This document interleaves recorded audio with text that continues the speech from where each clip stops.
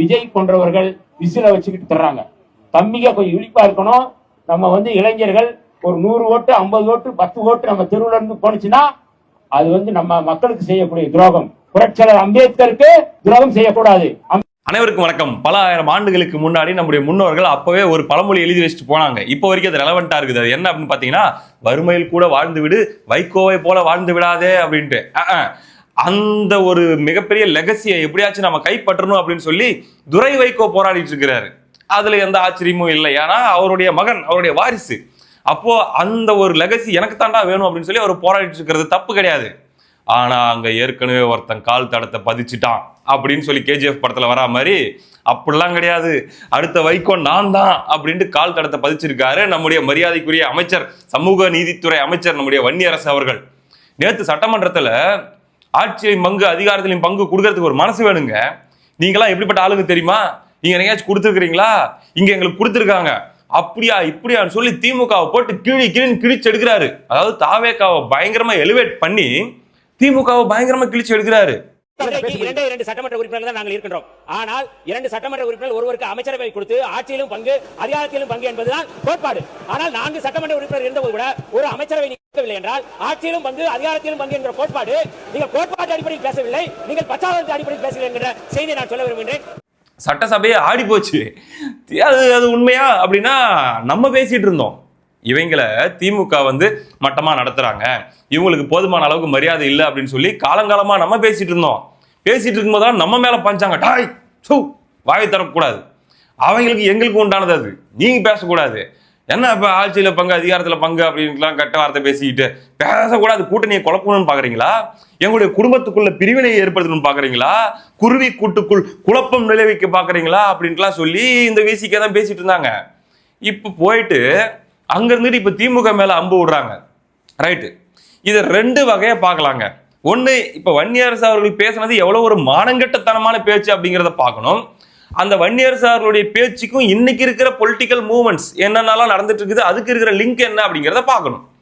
இப்ப முதல்ல வன்னியரசு அவர்கள் பேசின பேச்சு எப்படி கொஞ்சம் கூட நாக்குல நரம்பில்லாத பேச்சு அப்படிங்கிறத பார்க்கணும். அப்படின்னா, இதே வன்னியரசு அவர்கள் இன்னைக்கு அமைச்சரா இருக்காரு இல்லையா தாவேகா அரசாங்கத்துல, இந்த ஆட்சி அமையறதுக்கு ஒரு 15-20 நாளைக்கு முன்னாடி இந்த தாவேகாவை பார்த்து தீய சக்தினாரு. இன்ஃபேக்ட் விஜய் அவர்களை பார்த்து தீய சக்தினாரு. எதுக்காக அப்படின்னா, இவருக்காக வேலை செஞ்ச, எலெக்ஷன்ல வேலை செஞ்ச திமுக காரங்களை தாவேகா காரங்க தாக்கிட்டாங்களாம். அப்போ போயிட்டு பிரஸ் மீட் கொடுத்து இது மாதிரி ஒரு காலி பயல்கள் கூட்டம், திருட்டு பயல்கள், ரவுடி பயல்கள் கூட்டம் வச்சிருக்கிற விஜய் தான் தீய சக்தி அப்படின்னாரு. ஒரு காலித்தனமாக அல்லது ரவுடித்தனமாக ஒரு மாற்றி வருகிறார், உசுப்பேத்தி வருகிறார், அவர் வெறியூட்டப்படுகின்ற ஒரு கும்பலாக மாற்றி வருகிறார் என்பதை இதன் மூலம் நம்ம பார்க்க முடிகிறது. தீய சக்தி தூய சக்தின்னு அவர் திரும்ப சொல்றாரு. ஆனா என்னை பொறுத்தளவில் தமிழ்நாட்டில் நடிகர் விஜய் தான் மிக மோசமா தீய சக்தியாக இருக்கிறார் என்பதை நாம் புரிந்து கொள்ள வேண்டும். அப்படியே இன்னும் கொஞ்சம் ரிவைண்ட் பண்ணி போனோம் அப்படின்னா, முக்கியமான சில கட்டங்கள்லாம் இங்க தாங்க வருது. இதே வன்னியரசு அவர்கள், விஜய் அவர்கள் விக்கிரவாண்டி மாநாட்டில் பேசும்போது என்ன சொன்னார்னா, நம்மளையும் நம்பி வருவாங்கல்ல, அவங்களுக்கு நம்ம ஏதாச்சும் செய்யணும் இல்ல, அப்ப ஆட்சியில் அதிகாரத்தில் பங்கு கொடுக்கணும் இல்ல அப்படின்னு பேசும்போது முதல்ல கொந்தளிச்சது யாரு தெரியுமா? இவங்க தான், விசிகே தான். அது எப்படி, அது நான் ஆட்சியில் அதிகாரத்தில் பங்குன்னு சொல்லி மேடை போட்டு சொல்றீங்க, அப்படிலாம் சொல்லக்கூடாது, அது அப்படி ஒரு சோபாவை அனுப்பி சொல்ல வேண்டியது தானே அப்படிங்கிற டோன்ல சொல்ல வந்தாங்களா என்னன்னு தெரியல. பாருங்க, அன்னைக்கே தீர்க்க தரிசனமா கணிச்சிருக்காங்க. மேடை போட்டு சொல்றதா அதெல்லாம், போயிட்டு அதெல்லாம் ஒரு சிறுபிள்ளைத்தனமான பேச்சு அப்படின்ட்டுலாம் பேசிட்டு, அதுக்கப்புறம் அது திருமாவர்கள் பேசுனது. வன்னி சும்மா இருப்பாரா? வன்னி டிவி டிபேட் நிகழ்ச்சிகள்லாம் உட்காந்துக்கிட்டு ஆத்துறாருன்னா ஆத்து. என்னங்க, ஆட்சியில பங்கு அதிகாரத்துல பங்குன்ட்டு இவர் பாட்டுக்கு மேலே போட்டு பேசிட்டு இருக்கிறாரு. அப்படின்னா என்ன அர்த்தம்? எங்களுக்கு தூக்கி கொடுக்குறாரு, அவர் அப்படியே அப்படி கொடுக்கணும், நாங்க வாங்கிக்கணுமா? ஓஹோ, அது அப்படியா அப்படின்னு சொல்லி வன்னி பேசினாப்புல. அது மட்டும் இல்லாம இது ஒரு சின்ன பிள்ளைத்தனமான பேச்சு அப்படின்னாரு. இல்லைங்க, திமுக அதிமுக இருக்கிறாங்கல்ல, சரி அப்ப அவங்க கிட்ட நீங்க வாங்கலாம்ல ஆட்சியில பங்குன்னு சொன்னதுக்கு. அதுக்கும் அவரே காரணம் சொல்றாரு. நேத்து திமுகவுக்கு மனசு இல்லைன்னு பேசினாரு இல்லைங்க, நம்ம மனசு இல்லைன்னு பேசிட்டு இருக்கும்போது இவங்க பேசல, ஆனா நேத்து பேசினாரு இல்ல. அப்படி பேசினவரு எலெக்ஷனுக்கு முன்னாடி டிவி டிபேட்ல அந்த நெறியாளர் கேட்கும் போது என்ன சொல்றாரு அப்படின்னா, அது அப்படி இல்லை, திமுக அதிமுக இருக்காங்க, இப்ப ஆட்சியில பங்கு எங்களை மாதிரி கட்சிகளுக்கு வேணும் அப்படின்னா நாங்களும் கொஞ்சம் சம பலத்தோட வரணும் இல்ல, அந்த சமபலத்தோட வரும்போது அவங்களே கொடுப்பாங்க, அது இப்ப எழுப்ப வேண்டிய முழக்கம் இல்லை அப்படின்னு சொல்லி எங்களுக்கு கடிதம் எழுதியிருக்காரு தெரியுமா எங்க தலைவர் அப்படின்னு சொல்லி பேசியிருக்காரு. என்னன்னா அதெல்லாம் வந்து அவங்களுடைய எக்ஸ்க்ளூசிவ் டிபேட்ஸ், அந்த வீடியோக்களை இணைக்க முடியாது. ஆனா உண்மை இது எல்லாமே இருக்குது. சாம்பிள் வேணா ப்ளே பண்ணி காட்டுறேன் லைட்டா போன்ல, நிறைய இருக்குது, ஒரு சின்ன சாம்பிள் மட்டும். ஆட்சியிலும் பங்கு அதிகாரத்திலும் பங்கு தர்றது போல வந்து அதுக்கான அந்த உடல் மொழி இருக்கு, அந்த பாடி லாங்குவேஜ்ல இருந்து எல்லாமே பார்த்தோம்னா அவர் வந்து ஆட்சியிலும் பங்கு அதிகாரத்திலும் பங்கு தர்றது போல வந்து அதுக்கான அந்த உடல் மொழி இருக்கு. நீங்க வந்து ஆட்சியிலும் பங்கு அப்படின்னு சொன்ன ஆட்சியிலும் பங்கு, நாங்க ஒன்னும் ஆட்சியில பங்குக்காக நாங்க வந்து அலையலையே. எப்படி அந்த விக்கிரவாண்டி மாநாட்டில் விஜய் அவர்கள் பேசின அந்த பாடி லாங்குவேஜ் இருக்குது இல்லைங்க, அந்த பாடி லாங்குவேஜ், அந்த உடல் மொழியெல்லாம் என்னமோ அவர் கொடுக்குறாராம், நாங்கள் வாங்கிக்கணுமா, நாங்கள் ஒன்றும் உங்ககிட்ட கேட்கலையே, எங்களுக்கு ஆட்சியில் பங்கு கொடு, அதிகாரத்தில் பங்கு கொடுன்ட்டு, நாங்கள் கொள்கைவாதிகள். அந்த வாய் தான் இன்னைக்கு அப்படியே பல்ட்டி அடிச்சு பேசுதுங்க. இருங்க, இதை விட ஓப்பனா ஒரு கேள்வி கேட்டுடலாம்.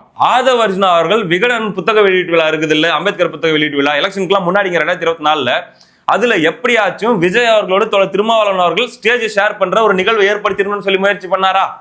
கால சக்கரம் எவ்வளவு வேகமா சொல்லுது பாருங்க. தோழர் திருமாவளவன் அவர்களோடு எப்படியாச்சும் மேடையை பகிர்ந்து கொள்ள முடியுமான்னு சொல்லி விஜய் ஏங்கினாரு.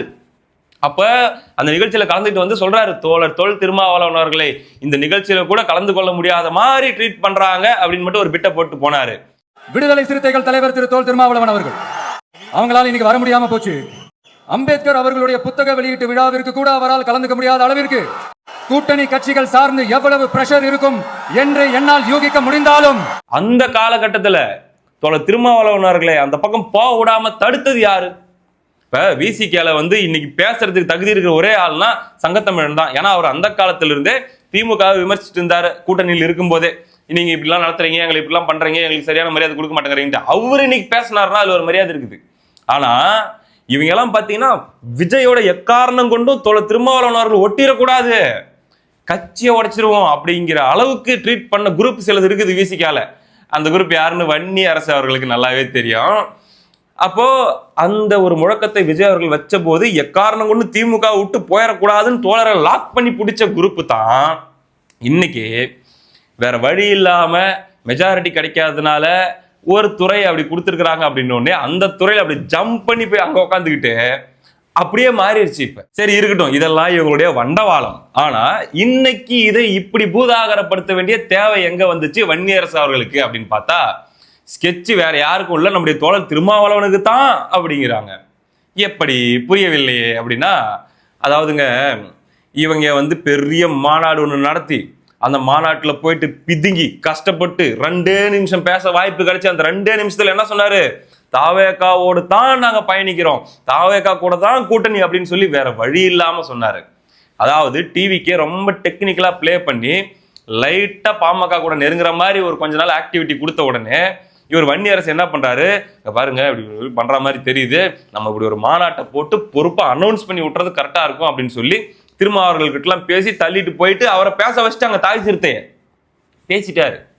பேசினதுக்கு அப்புறம் ஒரு சின்ன ரெஸ்பான்ஸ் கூட டிவிகே சைட்ல இருந்து இல்லைங்க. ஒரு காலத்துல மேடை அவர் கூட ஷேர் பண்ண முடியுமா அப்படின்னு ஏங்கின காலத்துல போயிருந்தா மரியாதை. இன்னைக்கு பேசினா கண்டுக்க மாட்டேங்கிறாங்க. கொடுத்துட்டு போ, தாவேகாவுக்கு தான் எங்களுடைய ஆதரவு, சரி கொடுத்துட்டு போ, தாவேகாவோடு தான் சேர்ந்து பயணிப்போம், சரி பயணிச்சுட்டு போ அப்படிங்கிற மாதிரியே டீல் பண்றாரு விஜய். ஒரு சின்ன லெட்டர் பேட் கூட வரவேற்கிறோம் வாங்க அப்படின்ட்டு. இதுக்கு முன்னாடி இந்த கூட்டணி கட்சிகள்லாம் சேர்ந்த ஒரு மீட்டிங் மாதிரி நடத்தினாங்கல்ல, விஜய் அவர்கள் கலந்துகிட்டாரு. கலந்துகிட்ட போது வெறும் சவுண்ட் இல்லாத புகைப்படங்களும் வீடியோ காட்சிகளும் வந்துச்சு. அதுக்கப்புறம் விஜய் போனதுக்கு அப்புறம் இந்த கூட்டணி தலைவர்கள்லாம் இப்படி கையை கோத்துக்கிட்டு இப்படி தூக்கி பிடிச்சிட்டு நாங்க ஒற்றுமையாக இருக்கிறோம் அப்படின்னு சொல்லி காட்டுற சீன் இருக்குது இல்ல, அந்த சீன்ல நான் இவங்க கூட நிக்க மாட்டேன்னு சொல்லி கிளம்பி போயிட்டாரு. ஆதவ அர்ஜுனா கையை பிடிச்சிட்டு இவங்கெல்லாம் அப்படி நின்றுட்டு இருந்தாங்க. அப்படிப்பட்ட நிலையில அதாவது சொல்றது கூடயே நாங்க இருப்போம் அப்படின்னு சொன்னாலும் 10 அடி தள்ளி இரு அப்படிங்கிற மாதிரி டீல் பண்றாங்க. மதிமுக நிலைமை அதே தான்.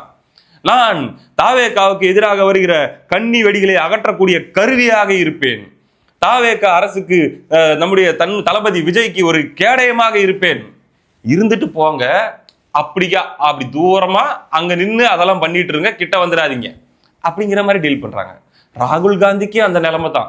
ராகுல் காந்தியோட கூட பாத்தீங்கன்னா ஒரு நெருக்கமா ஸ்டேஜ் ஷேர் பண்ற மாதிரி ஒரு நிகழ்ச்சியில கலந்துக்கிற மாதிரியான சுச்சுவேஷனை அவாய்ட் பண்றாரு விஜய். வைகோ அவர்களுடைய அந்த நாடாளுமன்ற புத்தகத்தை வெளியிடுற விழாவில் போயிட்டு டெல்லியில கலந்துக்கிறதுக்கு ராகுல் காந்தி அவர்களோட கலந்துக்கிறதுக்கு கூப்பிட்டப்ப என்ன சொல்லிட்டாரு, போயிட்டு வாங்க நம்ம வரல அப்படின்ட்டு.